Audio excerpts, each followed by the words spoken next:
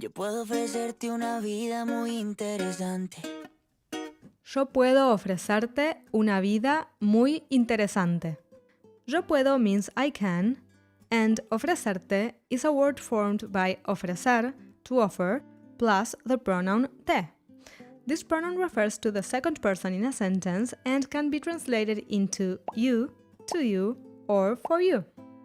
So ofrecerte basically means to offer you. Una refers to a female singular noun, whereas un refers to a masculine singular noun, but both of them translates to English as a or an. The noun in this line is vida, life, and it's followed by adjectives muy and interesante, meaning very interesting. So altogether, yo puedo ofrecerte una vida muy interesante means I can offer you a very interesting life. Pero depende para ti que es interesante. Pero depende para ti que es interesante. This is one of those cases in songs where things are phrased a bit differently than usual in order to stick to a rhyme. So just FYI, in regular speech, this will actually be pero depende de qué es interesante para ti. The conjunction pero means but, and depende, from the verb depender, to depend, means it depends. Para means for or to, and ti is another pronoun to refer to a second person. So para ti means for you or to you. The word que in this context means what, and it's used here to indicate Camilo wonders or is unsure about what es interesante for her or to her. Es, from the verb ser, to be, means is, and interesante again means interesting. So altogether, pero depende para ti que es interesante means, but it depends on what is interesting to you. Si estás pensando en discotecas, carros y diamantes. Si estás pensando en discotecas, carros y diamantes. Si is the Spanish term for if, so it's used in a conditional clause. Conditional sentences have two parts, the condition, starting with si, and the main clause, which indicates what will happen if the condition is met. For example, si llueve, no iremos a la playa. If it rains, we won't go to the beach. Estás, from the verb estar, to be, means you are. And pensando is the gerund form of the verb pensar, to think. This tense, formed by the correct conjugation of the verb estar, plus a verb in its gerund form, is the equivalent to the English present continuous. So, estás pensando means you are thinking. The word en, usually used as a preposition, means in this context about or of. Discotecas is the plural of discoteca, which refers to a nightclub. This is the first of the three expensive things Camilo will refer to. The second one is carros, the plural of carro, which is how some Latin Americans refer to cars. Another common words for car in Spanish are auto and coche. And finally, diamantes, meaning diamonds. So this whole conditional clause, si estás pensando en discotecas, carros y diamantes, means if you're thinking of nightclubs, cars, and diamonds. Let's check the main clause next. Entonces puede que para ti sea insignificante. Entonces puede que para ti sea insignificante.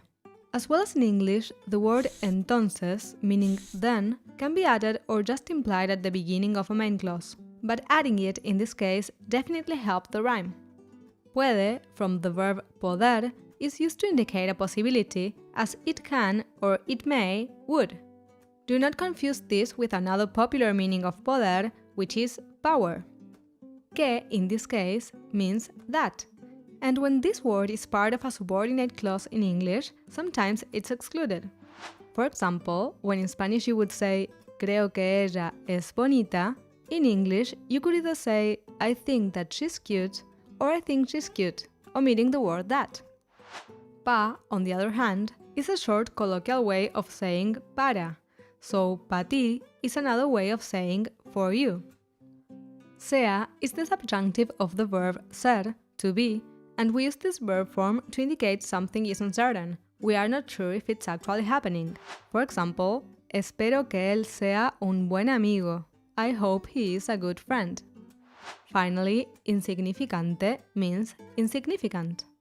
So altogether, this main clause, entonces puede que para ti sea insignificante, means then it may be insignificant for you.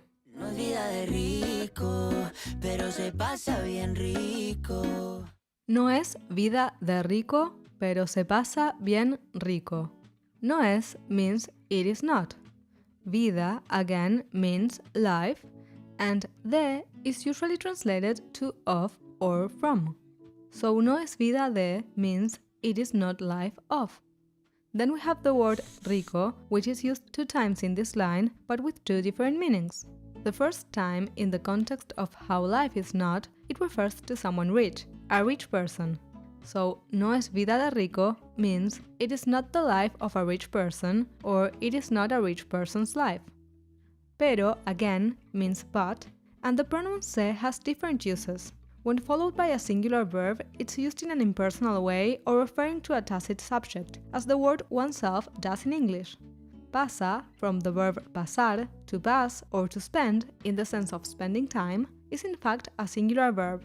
So se pasa refers to how one spends time. Bien is a flexible positive word with lots of translations. The most common one is well, but it can also mean very or really. And finally we have rico again, but this time referring to something nice or great. This is most commonly used when talking about food. When you're having something that you like how it tastes, you would say, for example, qué rico. But in some Latin American countries, it's used in other pleasant contexts too, like in these examples. Vamos a entrar a la reserva, vamos a pasar un rico día de playa. Ay, qué rico, un poquito de sol. So, no es vida de rico, pero se pasa bien rico, means it is not the life of a rich person, but one has a really good time. You can learn this entire song and many others in Fluent U. Interactive subtitles ensure that you understand every word, including idioms that are often missed in regular dictionaries. Its video dictionary makes it easy for you to understand exactly how a word is used so that you'll be able to use it confidently later. Plus, by providing personalized quizzes, Fluent U makes it easy and effective to practice what you learn. Click the link in the description below to get a 2-week free trial and quiz yourself on all the grammar you're learning with this video. Then come back and let me know how you did in the comments below. Y si en la casa no alcanza pa'l aire, te pongo abanico. Y si en la casa no alcanza pa'l aire, te pongo abanico. Here we have another conditional sentence. Y si means and if.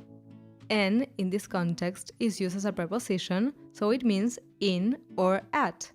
And la is the Spanish definite article for singular female nouns, so we can translate it into the, which is the only definite article in English. Then casa means house, no means no, and alcanza, from the verb alcanzar, has some different meanings. It most commonly refers to the action of reaching or catching, but when talking about buying things, it usually refers to having enough money or not. For example, ese dinero alcanza para la gasolina. That money is enough for the gasoline.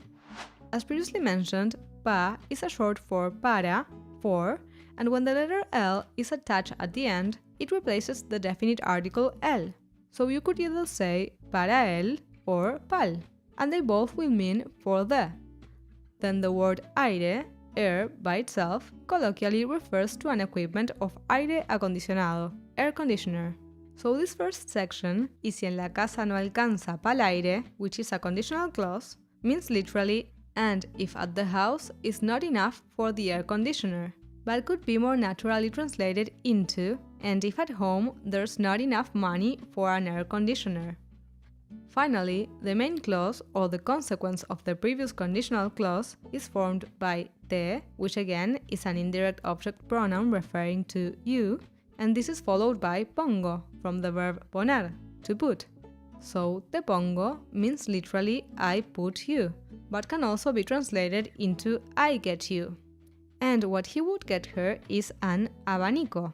The actual meaning of this word refers to a hand fan, the one you move back and forth to cool yourself. But in some Latin American countries, they use the same word to refer to the actual electrical appliance. In other Spanish-speaking locations, they actually call this last one ventilador. So the main clause, te pongo abanico, means I get you a fan. And both clauses together, y si en la casa no alcanza para el aire, te pongo abanico, mean, and if at home there's not enough money for an air conditioner, I'll get you a fan. Yo no tengo pa' darte ni un peso, pero sí puedo darte mis besos. Yo no tengo pa' darte ni un peso, pero sí puedo darte mis besos. Yo no means I don't, and tengo again means I have. So yo no tengo means I don't have. Pa again means for, and darte, formed by the verb dar, to give, plus the pronoun te we mentioned before, means to give you. The word ni sometimes works as a conjunction as neither nor do in English. For example, ni mi amigo ni yo vamos al partido. Neither me nor my friend are going to the game. But ni can also mean not even. Let's check these examples on Fluent Use Video Dictionary. Pero ni un mensaje. No podemos creer ni una palabra que salga de su boca. Ni un día más. Yo podré vivir sin ti. The indefinite article un means a, and peso is how local currencies are called in most Latin American countries. So when you say no tengo un peso, you mean you don't have a peso or you don't have any money. So yo no tengo pa darte ni un peso means I don't have any money to give you. We already went through most of the words in the following section, pero sí puedo darte mis besos. Pero sí puedo darte means but I can give you. Mis is the plural of mi, meaning my or mine, and besos means kisses. So, pero sí puedo darte mis besos means but I can give you my kisses. Pa' sacarte yo tengo poquito, pero es gratis bailar pegadito. Pa' sacarte yo tengo poquito, pero es gratis bailar pegadito. Here we have pa again and the verb sacar to take out plus the you pronoun te. So pa' sacarte means to take you out. Yo means I plus tengo from the verb tener to have means I have. Then poquito, the diminutive of poco, means little. Diminutives are used a lot in Spanish, especially in Latin America, and you can usually recognize them by their ending ito or ita. When Camilo says yo tengo poquito, I have little, it's implied that he's still talking about money. He has little money to take her out. Pero es means but it is, gratis means free, then the verb bailar means to dance, and finally pegadito is an informal way of saying pegadito, the diminutive of pegado, glued. And this is a metaphor because no one would actually dance glued to another person, but of course it refers to dancing closely. So altogether, pa' sacarte yo tengo poquito, pero es gratis bailar pegadito means I have little money to take you out, but dancing closely is free.